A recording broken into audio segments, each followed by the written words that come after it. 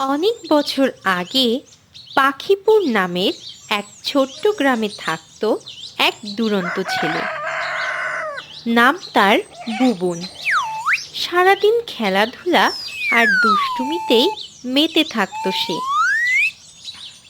কিন্তু বুবুনের একটা দুর্বলতা ছিল, মিষ্টি খাওয়া।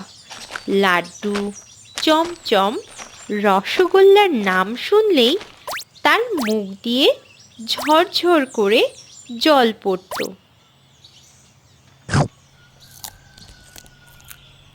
একদিন বুবুনের সাথে তার দাদি গল্প করছে। ওই গ্রামের শেষ প্রান্তে একটা পুরনো বাগান আছে, যেখানে এককালে রাজাদের গোপন ভাণ্ডার ছিল। এখন নাকি সেখানে ভূত থাকে, কেউ গেলে আর ফিরে না।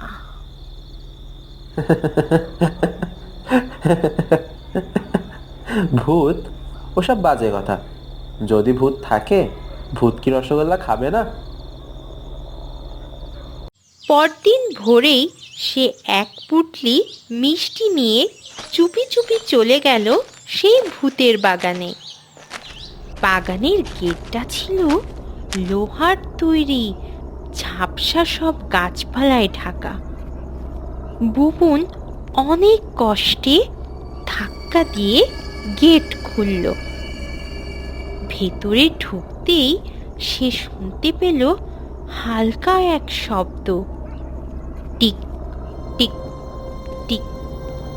একটা বড় বটগাছের গায়ে ঝুলে আছে পুরনো ঘড়ি, আর ঘড়ির নিচে একটা পাথরের বাক্স। তার ওপরে লেখা, যে সময় বুঝবে সেই চাবি পাবে। বুবুন অনেকক্ষণ ঘড়ির দিকে তাকিয়ে রইল, কিন্তু সে সময় বুঝল না। তখন হঠাৎই একটা হালকা বাতাসে ঘড়িটা ঘুরে গেল, আর বুবুন বলে উঠল, এখন সময় 3টা 15 মিনিট। ঠিক সেই মুহূর্তেই পাথরের বাক্স খুলে গেল। তার ভেতরেই ছিল একটা সোনার চাবি। চাবি হাতে নিয়ে বুবুন আরো ভেতরে গেল। হঠাৎ করে গাছের ছায়া থেকে ভেসে এলো একটা অদ্ভুত আওয়াজ। কে এলো রে? মিষ্টি এনেছো তো?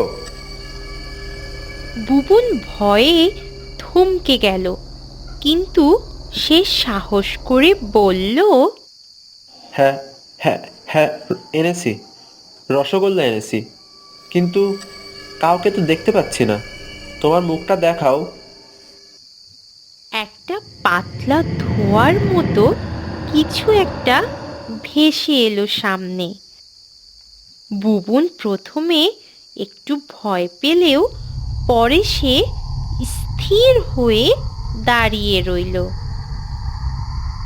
ভূতটা কাঁদো কাঁদো গলায় বলল, আমি ভূত না রে, রাজাদের বাবুর্চি ছিলাম আমি।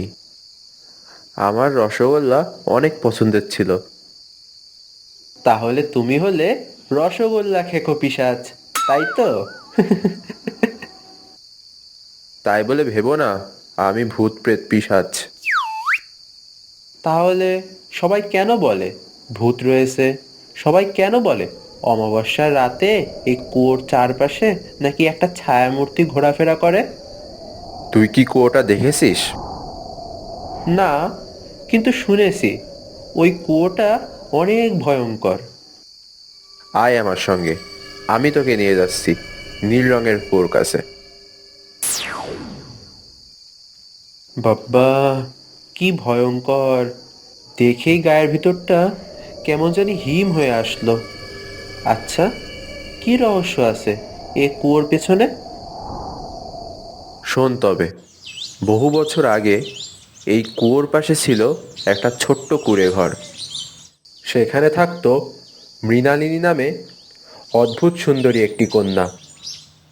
আমাদের রাজ্যের রাজপুত্র একবার জঙ্গলে শিকার করতে আসে, আর তখনই মৃণালিনীকে দেখে সে ভালোবেসে ফেলে।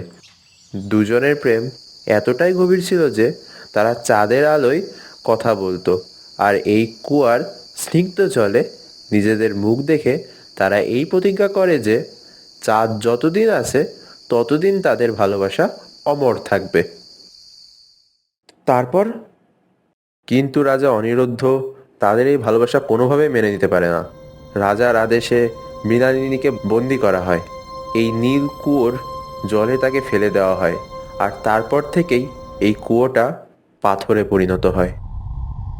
তারপর রাজপুত্র মৃণালিনীর এই নির্মম মৃত্যু কোনোভাবেই সহ্য করতে পারেনি।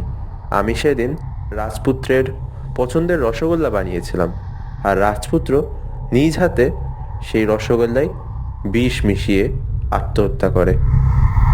তারপর তারপর কি হলো? আমি নিজ চোখে সব কিছু দেখলেও আমার কথা কেউ বিশ্বাস করেনি। রসগোল্লা আমি নিজ হাতে বানিয়েছিলাম, তাই আমি রাজকুমারকে বিষ মিশিয়ে হয়তো হত্যা করেছি। এই ভেবে মহারাজ আমার গর্দান নেয়। একজনকে হত্যা করার দরুন আরও দুটি নিষ্পাপ মানুষের মৃত্যু হলো। এ কুয়োকে অভিশাপ মুক্ত করার কি কোনো উপায় নেই? আছে। কি সেই উপায়, বলো আমায়। অমাবস্যার রাতে যদি কেউ রূপার রসগোল্লা নিয়ে ওই নীল কুয়োতে ফেলে আসতে পারে, তাহলেই মৃণালিনী এবং আমি অভিশাপ মুক্ত হব।